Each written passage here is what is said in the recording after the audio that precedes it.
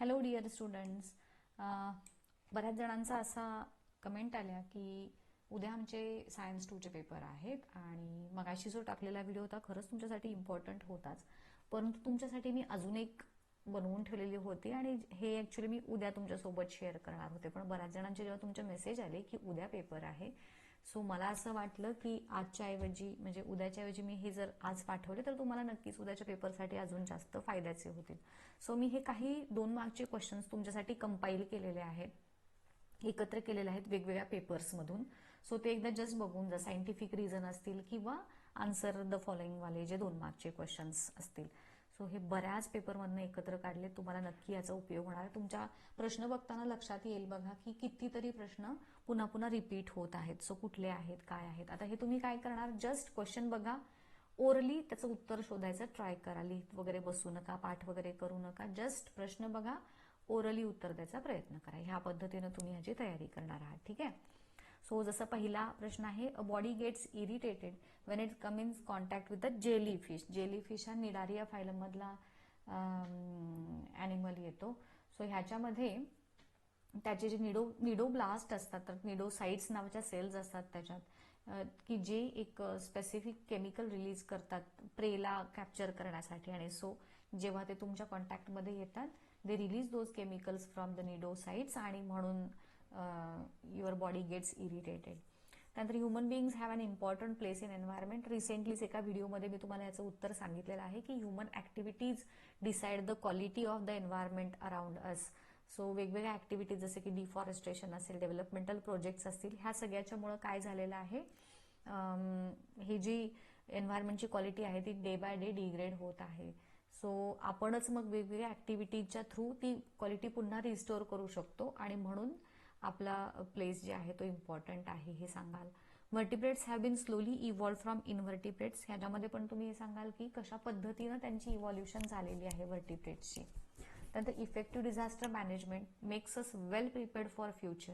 यामध्ये तुम्ही हे सांगाल की जेवढे इफेक्टिव्ह डिझास्टर मॅनेजमेंट असेल तेवढा त्या डिझास्टरमुळे होणारा लॉस जो आहे तो कमी होणार आणि त्याच्यामुळं पोस्ट डिझास्टर मॅनेजमेंट हा तुम्हाला चांगला करता येईल. ॲक्च्युली हा सिलेबसमध्ये नसणार आहे आता बऱ्याच जणांना, काही जणांना होता हा. सो तो झाला. Right a note on soil erosion. हे सोपं आहे. वेगवेगळे केमिकल फर्टिलायझर्समुळे जे होतं किंवा एक्सेस रेन वॉटरच्या ह्याच्यामुळं वगैरे वरचा लेअर निघून जाणं, दॅट इज सॉइल इरोजन. आणि मग ते कसं तुम्ही अवॉइड कराल हे सांगाल. सिम्बॉल्स आहेत त्याचं सिग्निफिकन्स सेव्ह वॉटर आणि गो ग्रीन किंवा ग्रीन एनर्जी वगैरे असं आहे. तसं झालं. बॅट आणि बटरफ्लाय ॲनिमल क्लासिफिकेशन मधलं हे आहे. बॅट हा मॅमलमध्ये येतो, बटरफ्लाय हा ॲक्च्युली आर्थ्रोपोडामध्ये येतो, इन्सेक्ट आहे वगैरे वगैरे. तुम्ही ह्याच्यात काही 2 पॉईंट सांगू शकता. In which ways is science of heredity useful these days. हेरिडिटीच्या तुम्हाला नोट्स दिल्यात, त्याच्यामध्ये बघा हेरिडिटीचा यूज आपल्याला कुठं कुठं करता येतो. हेरिडिटरी डिसीजेस डायग्नोज करण्यासाठी, त्यानंतर त्याची ट्रीटमेंट करण्यासाठी वगैरे वगैरे त्याचे युजेस तुम्ही सांगाल. गिव्ह 2 एक्झाम्पल्स ऑफ रेअर आणि व्हल्नरेबल स्पेसिस, ते तुम्ही लिहाल. त्यानंतर कन्स्ट्रक्शन ऑफ टर्बाईन हा पण नसणार आहे मोस्टली तुम्हाला chapter. Geographical and reproductive isolation lead to speciation. हा मी तुम्हाला शिकवला आहे बघा परवा, की कशा पद्धतीनं त्यांच्यामध्ये चेंजेस होतात due to geographical and reproductive isolation, हे तुम्ही तिथं सांगाल. Fibres are one of the important nutrients. Actually त्यांचा रोल डायजेशनमध्ये नाही, but they help in the removal of waste from the body, हे तुम्ही सांगाल त्याच्यात. त्यानंतर व्हेजिटेटिव्ह प्रोपोगेशनबद्दल सांगायचं आहे. ते जे प्रकार आहेत, पटॅटो आहे, ब्रायोफायलम वगैरे वगैरे, तर तो पार्ट तुम्ही इथं सांगाल. त्यानंतर फॅक्टर्स अफेक्टिंग एन्व्हायरमेंट. मी आजच तुम्हाला जो व्हिडिओ दिला डायग्राम बेस्ड, त्याच्यामध्ये तुम्हाला मी सांगितलं होतं ह्या पद्धतीचा प्रश्न येतो म्हणून. युनिसेक्शुअल फ्लावर, ज्याच्यामध्ये आयदर मेल किंवा फिमेल रिप्रोडक्टिव्ह ऑर्गन्स प्रेझेंट असतात, त्याला युनिसेक्शुअल फ्लावर म्हणतात. अजून एक प्रश्न येतो ह्याच्यावरती, पेडिसिलेट आणि सेसाईल फ्लावर्स. सो पेडिसिलेट म्हणजे ज्यांना स्टॉक असतो, दांडा, तर त्याला म्हणायचं पेडिसिलेट, आणि ज्यांना दांडा नसतो त्यांना सेसाईल म्हणायचं. सो हे तिथं माहिती असावी तुम्हाला. रिप्रोडक्शनची डेफिनेशन झाली. Complete the flow chart vestigial ऑर्गनचा. Fibres are one of the important. बघा हा एक रिपीट झाला प्रश्न. There is a need of rest along with personal hygiene. याच्यामध्ये तुम्ही हे सांगाल की कशा पद्धतीनं मेन्स्ट्रुअल सायकलमध्ये ब्लड फ्लो होत असतो आणि due to that blood flow आपली body is very prone to various infections, त्यानंतर पेन्स होत असतात, वीकनेस असतो. या सगळ्या गोष्टींच्यामुळे रेस्ट आणि पर्सनल हायजीन गरजेची आहे. Environmental conservation is need of the hour. तुम्ही हे सांगाल की कशा पद्धतीने डिग्रेडेशन होत आहे आणि एन्व्हायरमेंट कॉन्झर्व करण्याची गरज आहे. हे तुम्हाला लिहून दिलेलं आहे बघा मी.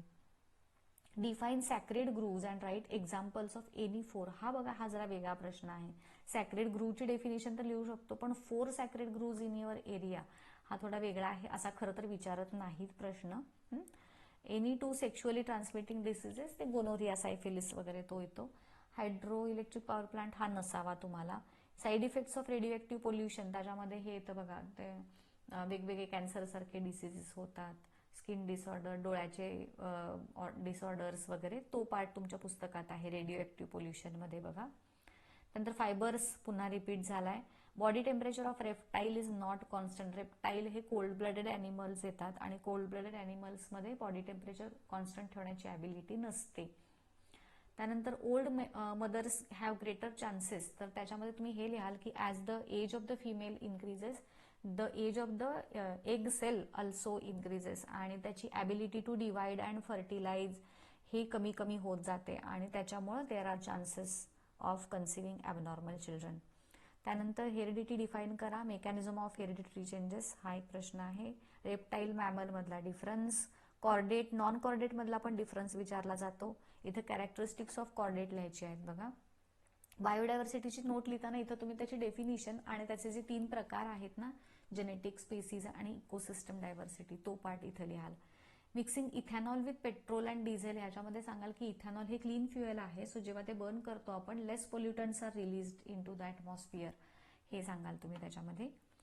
Oxygen is necessary for complete oxidation. ऑक्सिजनच्या प्रेझेन्समध्ये ग्लुकोजचं मोलेक्युल कम्प्लीट ब्रेकडाऊन होतो आणि more amount of energy that is 38 ATP आपल्याला मिळतात, हे तुम्ही इथं सांगाल. आणि विदाऊट ऑक्सिजन ओनली 2 ATPचे मोलेक्युल्स मिळतात. त्यानंतर हायड्रो इलेक्ट्रिक सोलार, ठीक आहे, हा तरी नसणारच आहे तुम्हाला. टॉर्टॉइज लिव्ज ऑन लँड, तर त्याच्यामध्ये तुम्ही ॲम्फिबियाचे कॅरेक्टर्स असतात त्याच्यामध्ये हे सांगाल टॉर्टॉइजमध्ये, आणि म्हणून इट इज इन्क्लुडेड. सॉरी, रेप्टाईलचे कॅरेक्टरिस्टिक असतात आणि म्हणून तो रेप्टाईलमध्ये आहे, ॲम्फिबियनमध्ये नाही. त्यानंतर non chordate chordate, again difference आला बघा इथे. How does bread become spongy, तर त्याच्यामध्ये ईस्ट हे जे युनिसेल्युलर फंगस आहे ते तिथं आपण यूज करतो. इट रेस्पायर्स अनएरोबिकली आणि CO2 गॅस रिलीज होतो आणि त्या CO2च्या रिलीजमुळे तो ब्रेड स्पॉन्जी होतो. त्यानंतर ह्युमन बिईंग्स हा इम्पॉर्टंट रोल, मग असाच प्रश्न रिपीट झालेला आहे. चौथा प्रश्न हा नसणार आहे तुम्हाला आता मोस्ट लोकांना.